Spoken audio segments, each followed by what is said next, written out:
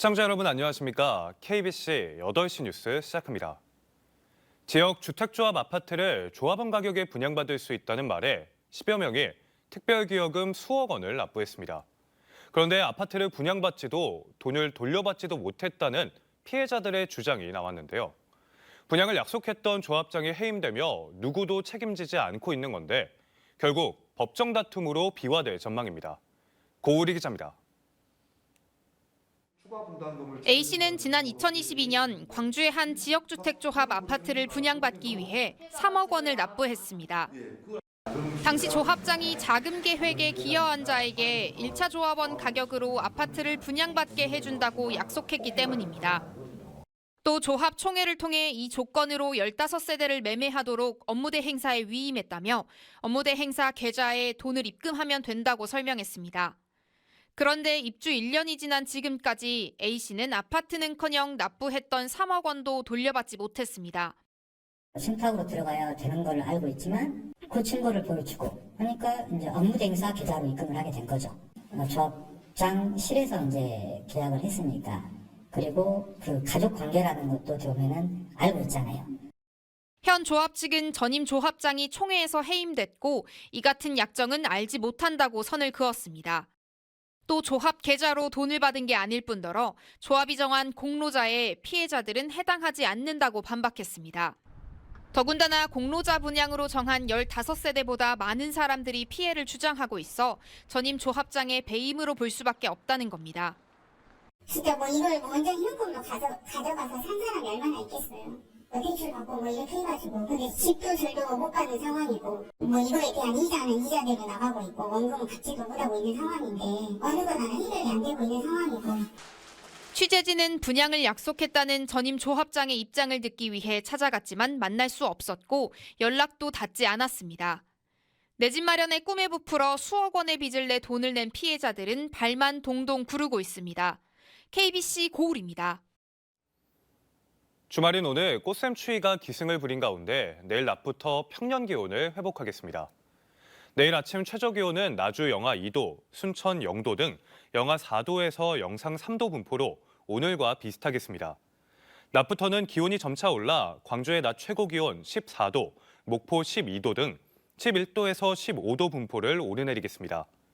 광주와 전남 8개 시군에 건조주의보가 내려진 가운데 당분간 대기 건조함은 계속되겠습니다. 내년에 국제행사인 세계선 박람회가 열리는 여수에 국제선 취향이 필요하다는 목소리가 높아지고 있습니다. 국토부도 이 같은 요구에 긍정적인 답변을 내놓은 것으로 전해지면서 전남 동부권의 수건 사업이 해결될지 관심입니다. 박송호 기자의 보도입니다. 전남 동부권의 하늘 관문인 여수공항입니다. 관문이라는 표현이 무색하게 노선은 제주와 서울, 김포 단 2곳뿐. 한때 1년 이용객이 110만 명에 달했지만 지금은 60만 명으로 줄었습니다. 내년에 세계 선박람회라는 국제행사도 열리지만 노선이 국내선뿐이다 보니 해외 관광객이 찾아오기는 쉽지가 않습니다. 이 같은 문제를 해소하기 위해 여수공항에 임시 국제선을 취향하는 방안이 논의되고 있습니다. 지난 18일 섬조직위원회는 국토교통부를 찾아가 부정기 국제선을 건의했는데 긍정적인 답변을 얻은 것으로 알려졌습니다. 여수공항 부정기 국제선 운항 허가, 그다음에 국내선도 증편 운항 허가를 요청했고요. 장관님께서 선박람회 성공 개최를 위해서 적극 도와주시기로 하셨습니다. 임시 취향뿐 아니라 이번 박람회를 통해 전남 동부권에 정기 국제선이 생길 수 있을지도 관심입니다. 여수와 순천, 광양 등 70만 명이 넘는 인구가 밀집한 지역이지만 지금은 해외를 나가기 위해 무안공항이나 경남 김해공항까지 차로 2시간을 이동해야만 합니다. 때문에 여수시뿐만 아니라 광양 등 인근 지자체에서도 이번 선박람회 기간 국제노선 취향에 대한 관심이 높습니다. 해외에 가려면 인천이나 김해까지 가야 하는 불편을 겪고 있습니다. 그래서 남해안 남중권 주민들의 교통 불편 해소를 위해서라도 꼭 여수공항의 국제선 취향이 꼭 이루어져야 된다고 생각합니다. 여수 해양 엑스포를 계기로 KTX가 개통돼 전남 동부권이 새로운 전환점을 맞이했던 것처럼 이번 선박람회가 전남 동부권의 하늘길을 뚫는 마중물이 될지 관심입니다. KBC 박성호입니다. 프로야구 기아 타이거즈가 류현진을 선발로 내세운 한화 이글스를 상대로 역전승을 거두며 4연패의 수렁을 벗어났습니다. 기아는 오늘 대전 한화생명 볼파크에서 열린 하나와의 원정 경기에서 외국인 타자 위즈덤의 동점 솔로 홈런, 김선빈의 2루타 등에 힘입어 5대3 승리를 거뒀습니다. 기아의 새 외국인 타자 패트릭 위즈덤은 한화와의 3연전에서 연이어 홈런을 터뜨리며 리그 홈런 부문 공동 선두에 올랐습니다. 1970년대 영국 출신 전설의 록밴드 디퍼플을 떠올리게 하는 디퍼플 장미를 아시나요? 유일하게 로열티를 받고 해외 여러 나라로 수출하는 장미 품종이지만 정작 국내에서는 찾아보기가 어려운데요. 이 디퍼플 장미를 신안 퍼플섬에서 볼 수 있을 전망입니다. 고익수 기자가 디퍼플 장미를 소개합니다. 신안군 농업기술센터 안에 있는 장미 온실. 어디서도 본 적이 없는 색깔의 장미가 꽃을 피우고 있습니다. 기존의 장미와 달리 가시가 없고 핑크빛과 보랏빛으로 비춰지는 오묘한 색깔을 띠고 있습니다. 이 꽃이 지난 2010년 경기도 농업기술원에서 국내 육성 품종으로 개발한 디퍼플 장미입니다. 국내에서는 아직 주목받지 못했지만 남미와 아프리카에서는 각광을 받는 수출 효자 품종입니다. 수출해서 판매가 제일 많이 된 품종이 그 디퍼플이라는 품종인데 남미 쪽은 콜롬비아하고 에콰도르고요. 아프리카는 뭐 에티오피아, 뭐 케냐 뭐 이런 데서. 이처럼 해외에서 인기인 디퍼플 장미가 국내에서도 볼 수 있게 될 전망입니다. 퍼플이란 공통점을 매개로 경기도와 신안군이 손을 맞잡은 결과입니다. 경기도가 신안군에 디퍼플 장미의 우량 종묘를 무상 공급하고 재배 기술을 지원하기로 했습니다. 신안군은 적응성 시험 등을 거쳐 퍼플섬에 디퍼플 장미 정원을 조성할 계획입니다. 네, 저희가 지금 증식하고 있는 게 한 3,000본 정도 되는데요. 10,000본 정도 만들면 그 유료온실을 만들어서 전국에 오신 분들이 사계절 볼 수 있도록. 장미 품종으로는 유일하게 로열티를 받고 수출하는 디퍼플 장미.